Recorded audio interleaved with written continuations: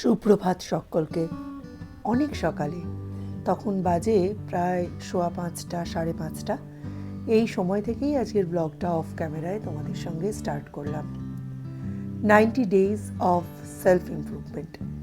নিজের লাইফটাকে ঠিক 4-5 বছর আগে যেখানে ছেড়ে এসেছিলাম, অ আ ক খ ABCD 1 2 3 4 করে, সেইখান থেকেই আবার নতুন করে একটা জার্নি শুরু করতে চলেছি। আমি জানি আমার পরিবারের প্রতিটা মানুষ যেমন আমার পাশে আছে, তোমরাও আমাদের পাশে আছো। আমি চিরকালই আর্লি রাইজার। ভোরবেলা সূর্য ওঠার আগেই আমি উঠতে পছন্দ করি, আর প্রত্যেক দিনই একটা নতুনভাবেই দিনটাকে শুরু করি। চিরকালই সকালবেলা ঘুম থেকে উঠে ফ্রেশ হতে আমার হার্ডলি 15 মিনিট লাগে। তারপরেই আমি হাঁটতে চলে যেতাম, আর বাড়ি ফিরতে ওই 7টা 7:30 এরকম সময়। এখন সেই অভ্যাসটাকে আবার নতুন করে তৈরি করতে হবে, কারণ 2020 থেকে 2024 অবধি ওই 2-1 দিন গেছি, কিন্তু এটা অভ্যাসে পরিণত হয়নি। সেটাকে অভ্যাস করার আগে সবার আগে যেটা প্রয়োজন, সেটা হচ্ছে এই সময়ের ঠান্ডাটাকে শরীরে সইয়ে নেওয়া। আর সেই জন্যেই এখন আমি রাত্রে একটু তাড়াতাড়ি ঘুমোতে যাচ্ছি, সকালে একটু তাড়াতাড়ি উঠছি এবং উঠে নিজেকে পুরোপুরি পেঁচিয়ে ছাদে চলে আসছি। এই দেখো, কথা বলতে বলতে এখন বাজে 6:10, আর এই সবে সূর্য উঠলো। এখন বাজে 8টা। এই যে বেগুনের জীবাশ্ম পুড়িয়ে কাঠকয়লা করে ফেলেছি, আর এইখানে ফুলকপি নুন আর হলুদ দেওয়া জলে ভাপাতে বসিয়েছি। চলো, আজকে অনেকক্ষণ উঠেছি। আজকে ব্লগটা এখন থেকেই স্টার্ট করলাম, তবে উঠেছি আজকে 5:30। Welcome back to Jinia blogs. Jinia ব্লগসের নতুন একটা ব্লগে তোমাদের সকলকে অনেক অনেক ওয়েলকাম। আজকে হচ্ছে মানে একটা অফ ডে পাওয়া গেছে। আজকে হচ্ছে বুধবার, আর আজকের পরে কালকে হচ্ছে সৌর্যের অ্যানুয়াল এক্সাম শেষ। সৌর্যের অ্যানুয়াল এক্সাম শেষ হচ্ছে জিকে দিয়ে, আর যেটার জন্য একটা কোয়েশ্চেন আয়ার মাদার্স ল্যাব থেকে প্রোভাইড করা হয়েছে। ওদের পিকচার বুকটা পড়াতে হবে, প্লাস কোয়েশ্চেন আয়ারটাও করাতে হবে। এই দুটো করিয়ে নিয়ে দিলেই ব্যাস অ্যানুয়াল এক্সাম শেষ। তারপরে সেলিব্রেশনের time rest of the December. প্রথমেই হচ্ছে drawing competition 7th of December, আর তারপরে এখনও আমাদের পিকনিকের ডেট অ্যানাউন্স হয়নি। দেখা যাক কবে হয়। খুব খুব মজা হবে। মধ্যিখানে একটি ম্যাজিক শো আছে। তো চলো, আজকের ব্লগটা ভীষণই হ্যাপেনিং হতে চলেছে। Let's start the day. Mister বিশেষ চলে যাওয়ার পরে রান্নাঘর আর ডাইনিং টেবিল এই দুটো পুরো নরক গুলজার হয়ে গেছে। একদম মনে হচ্ছে এই দুটো জিনিসের ওপর দিয়ে কুরুক্ষেত্র গেছে। আসলে কি হয়েছে, আমি তো তোমাদের দেখালাম বেগুন পোড়া করেছি। বেগুন পোড়াটা অনেকক্ষণ হয়ে গেছে। আমি ভেবেছিলাম এই বেগুন পোড়া দিয়ে রুটিটা ওর হয়ে যাবে। তারপর তার জামা জুতো ছাড়াতে ছাড়াতে দেখি এইটুকুনি হয়েছে। তখন তাড়াহুড়ো করে আমি আরেকটা বেগুন পোড়াতে বসালাম। তখন মিস্টার বিশ্বাসের অলরেডি স্নানের জল গরম করে নিয়ে ঢুকে গেছে। তারপর আমি ভাবছি বেগুনটা ওপর থেকে না হয় পুড়লো, যদি ভেতর থেকে দরকচা হয়ে যায়, সে এদিক ওদিক পাল্টে পুল্টে ভালো করে মানে পোড়ালাম। এবার পোড়ালেতেও কাজ শেষ নয়। ধনে পাতা কুচি দাও রে, লঙ্কা কুচি দাও রে, পেঁয়াজ কুচি দাও রে, নুন দাও রে, তেল দাও রে, সব আগে থেকে দিয়ে রেখেছি যাতে কোনো কিছু ভুল না হয়। ওইটার ওপর 4টে রুটি খাওয়া। হটপট করে 4খানা রুটি করে দিলাম। গোবিন্দভোগ চালের পায়েস ছিল, পায়েসটা দিলাম, দিয়ে মিস্টার বিশ্বাসকে টিফিনে পাঠালাম। আর যাওয়ার সময় এইটুকুনি রুটি ছিঁড়ে মুখে দিয়ে দিলাম। বললাম, এই গরম রুটি গরম বেগুন পোড়ার টেস্ট তো তুমি আর ওই 2-2:30টার সময় পাবে না। গরম খাবারের যা টেস্ট, উনি টোটালি হচ্ছে সৌর্যের মতো, পুরো মানে সৌর্য ওনার মতো গরম খাবার দেখলে খুব ভালোবাসে। এইটাই ঠান্ডা খায়, তখন তো এই টেস্টটা পাবে না। তাই একটু মুখে দিয়ে দিলাম, ছেঁড়া খাপলাই খাক। আর এখন আমি সৌর্যকে একটু খাওয়াতে বসাবো, মানে একটু পায়েস বের করেছি, পায়েসটা খাওয়াই। পায়েস না খাওয়ালে তো আবার মানে উল্টো দিকেই বসে আছে, তো কানটা একদম এরম খাড়া করে। সৌর্য, সৌর্য আসো, আর গড়াগড়ি খেতে হবে না, ওটো পায়েস খাও। সৌর্য আমার কাছে আসে 2020-তে, আর সেই সময়ই শুরু হয় লকডাউন। লকডাউনে যে অভ্যেসটা হয়েছিল সেটাই জড়িয়ে পেঁচিয়ে এই 2024 অবধি চলল। রাত্রির হলেই ফোনে চোখ রাখা, সারা দিন ফোনে চোখ রাখা, ফোনে অর্ডার করে খাওয়া, সারাদিন ফোন ঘাঁটা, বাইরে বেরোনো কম, ফিজিক্যাল অ্যাক্টিভিটিস কম। আর সেটাই হয়তো আস্তে আস্তে এমন একটা অভ্যাসে আমার পরিণত হয়েছে যেটাকে আমি কিছুতেই পিছু ছাড়াতে পারছি না। এই 2024 শেষ, এই অভ্যাসও শেষ। তারপর 2025 থেকে একদম নতুনভাবে নিজেকে ঠিক যেরমভাবে 2008 থেকে 2019 চলেছে সেই রকমভাবেই চালানোর চেষ্টা করব। কারণ একা হাতে সৌর্যকে মানুষ করা, দীপ্ত তবু বড়, সৌর্যকে মেনটেন করা, টাইমলি খাওয়ানো, স্নান, পড়াশুনো করানো, সবটা মেনটেন করতে গেলে এগুলো কিন্তু মাথায় রাখতেই হবে। পড়াচ্ছিলাম, ওর পেয়ে গেছে পটি, পটি করিয়ে একেবারে হয়ে গেছে, এখন ছাদে যাচ্ছে। আমি ফোন করলেই চলে আসবে কিন্তু, ঠিক আছে? আচ্ছা, নিজেকে বাঁচাতে চাইছি, সংসারটাকে বাঁচাতে চাইছি, আর চাইছি ভবিষ্যৎটাকে সুরক্ষিত করতে। তাই ব্যাক টু বেসিক, ফোন ছেড়ে দিয়ে হাতে তুলে নিয়েছি বই। বই পড়ি ভাই, অনেক ভালো থাকি। ছোটবেলায় আনন্দলোক পড়া আমাদের নৈব চ ছিল, এটা ছিল নিষিদ্ধ বইগুলোর মধ্যে 1 নম্বর। আমি আজকে পড়াশোনা করছিলাম তো, আমি পড়াশোনা করে ভালো কিছু লিখে এখন ছুটি পেলাম। এখন ছুটি পেলে? হ্যাঁ। কি কি লিখেছো? D A B C. Bangla পড়নি? অবা লেখনি? অবা লিখেছি। আর কি লিখেছো? 1 থেকে 50 অবধি লিখেছো। তুমি খুব গুড বয়।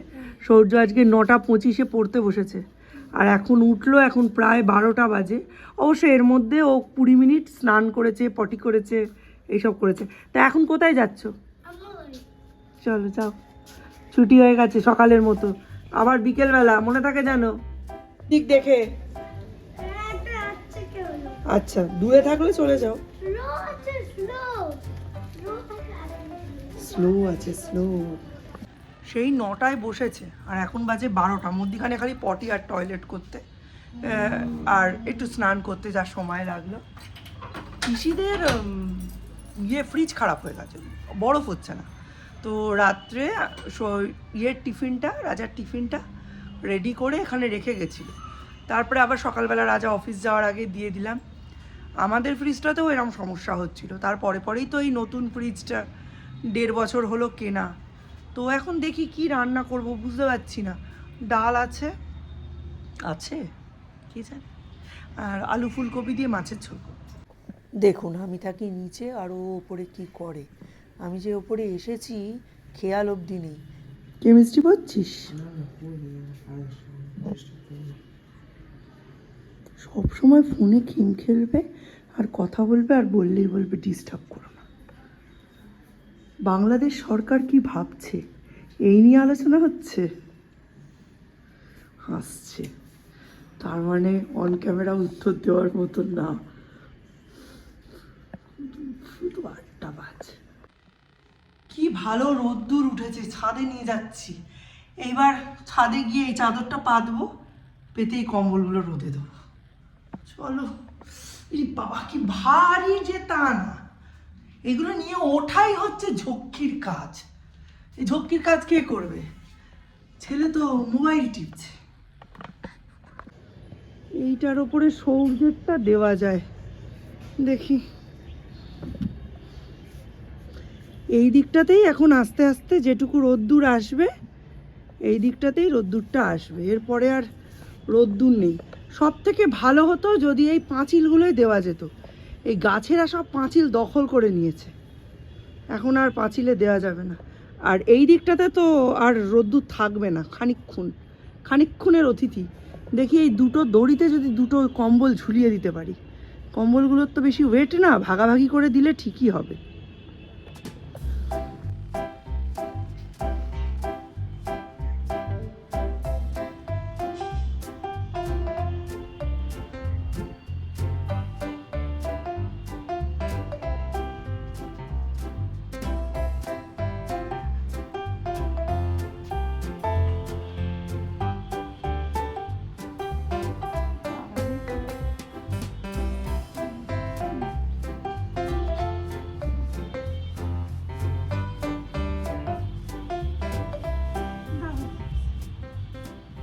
যে খুব কম্বল গায়ে দিয়ে মানে ওম নেওয়ার মতো ঠান্ডা পড়েছে তা না, বাট কম্বলটা পাশে থাকলে বেশ একটা মনে হচ্ছে শীত এসেছে একটা ব্যাপার। তবে সন্ধ্যের পর থেকে একটু গা ম্যাচ করছে, দুপুরে ঘুমোলে আরও বেশি করছে জানেন। ওই জন্য পিসির কাছ থেকে দুটো বই নিয়ে এসেছি, দুটো তিনটে আনন্দলোক। দুপুরবেলা একটু পড়লাম, একটু ঝিমোলাম, এই করে কাটালে শরীরটাও হালকা থাকছে, পেটও ভার হচ্ছে না, গাটাও ম্যাজম্যাজে লাগছে না। এখনও অবধি কোনো রান্নাবান্না হয়নি, দেখি কি রান্নাবান্না করি। এই কয়েকটা মাস হচ্ছে প্রিপারেশানের মাস, এই সময়টা যদি ভালো করে সৌর্যকে রেডি করে নিতে পারি না, আমার আর কোনো চিন্তা থাকবে না। ও যে ব্যাপারটা নিয়ে আলোচনা করব বলে স্পেশালি ছাদে এলাম, সেটা আগে বলে নিই, সেটা নিচে বলা পসিবল হচ্ছে না। সেটা হচ্ছে দ্বীপের মধ্যে না একটা অদ্ভুত চেঞ্জ এসেছে। অ্যাডলেসেন্স পিরিয়ড তো, মানে এই সময় মা বাবা হচ্ছে সবথেকে বড় শত্রু। কারণ মা বাবারা সবসময় জ্ঞানের কথা বলে, মা বাবারা উপদেশ দেয়, মা বাবারা পড়ার কথা বলে। দ্বীপের কাছ থেকে আমি কোনোদিনই কোনোদিনই রুড আমার প্রতি না, কারোর প্রতি না, সফট। কিন্তু ইদানিং দ্বীপ এমনভাবে রিয়্যাক্ট করছে, এমনভাবে কথাবার্তা বলছে, আমার পুরো এইখানে গিয়ে ধাক্কা লাগছে। খারাপ কথা বলছে তা নয়, চিমটি কাটা কথা বলছে তাও কিন্তু নয়। কি বলুন তো, উত্তরগুলো এত রুডলি দিচ্ছে, এত রাফলি দিচ্ছে। হ্যাঁ সরো তো, কাজ আছে, ব্যস্ত আছি, এরম টাইপের। মানে আমি না ঠিক নিতে পারছি না। এবারে আমিও তো এই ফেজটার মধ্যে দিয়ে প্রথম যাচ্ছি, হয়তো এভাবেই সৌর্য কথা বললে আমার খারাপ লাগবে না, কিন্তু দ্বীপকে তো আমি অন্যভাবেই চিনি, একটা অন্য জায়গায় রাখি, একটু উঁচুতেই রাখি আমার তুলনায়। নর্মাল মানুষ, এই বয়সী ছেলেপুলেদের তুলনায় দ্বীপের মধ্যে এই পরিবর্তনটা না আমি ঠিক মেনে নিতে পারছি না। ভীষণ রাগ হয়ে যাচ্ছে, একটা ডিস্টেন্স ক্রিয়েট হচ্ছে আমার আর দ্বীপের মধ্যে। ও পরক্ষণেই কিন্তু বুঝতে পারছে, বুঝতে পেরে আবার এসে আগে পিছিয়ে ঘুরছে, নানান রকম কথা বলছে, কিন্তু ও কথা বলাটা কন্ট্রোল করতে পারছে না, আমিও শোনার পরে সেই ইমিডিয়েট রিয়াকশানটা কন্ট্রোল করতে পারছি না। যাদের আপনাদের এই বয়সী বাচ্চা কাচ্চা আছে, একটু বলবেন তো যে এই সমস্যার মধ্যে দিয়ে আপনারাও যাচ্ছেন কি না।